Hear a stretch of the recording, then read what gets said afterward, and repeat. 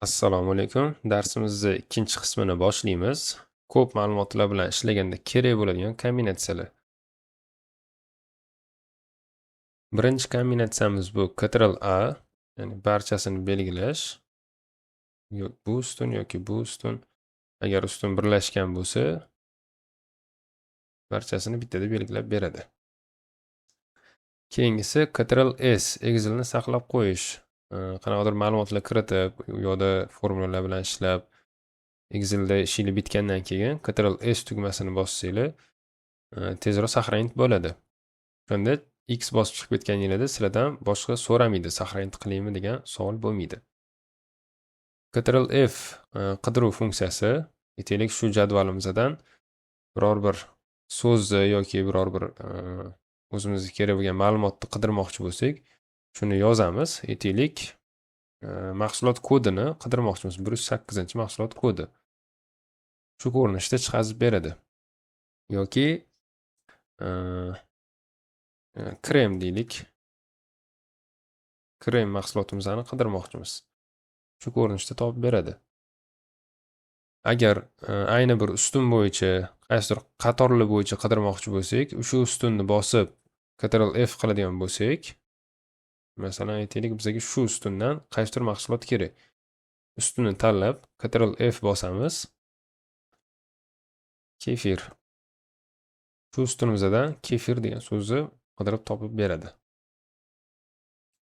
Keyingisi Ctrl+H almashtirish funksiyasi, zaminit.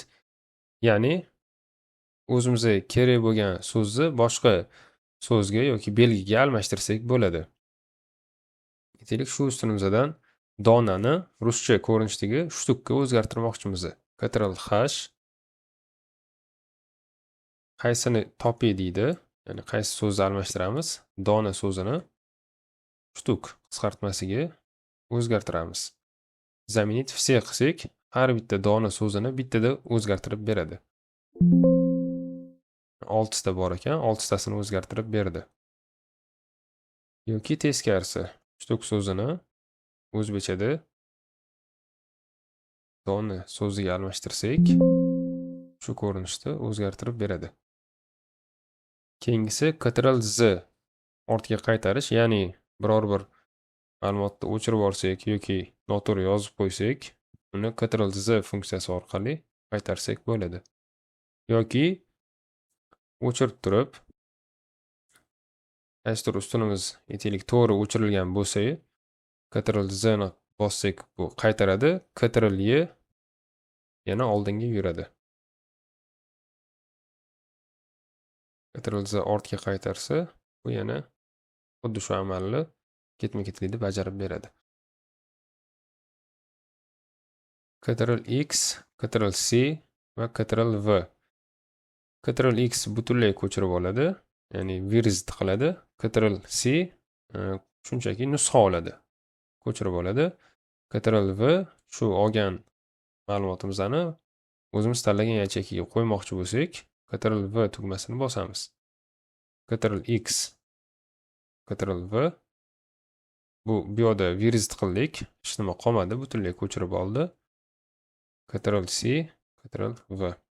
Bu shunchaki kopiya olib qo'ydi, nusxa ko'chirib qo'ydi.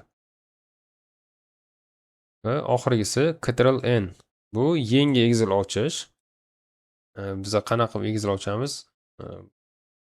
Savzat qilib bu ko'rinishda ochishdan ko'ra, Excelni o'zidan turib Ctrl+N ni bosadigan bo'lsak, yangi Excel bizga yaratib beradi.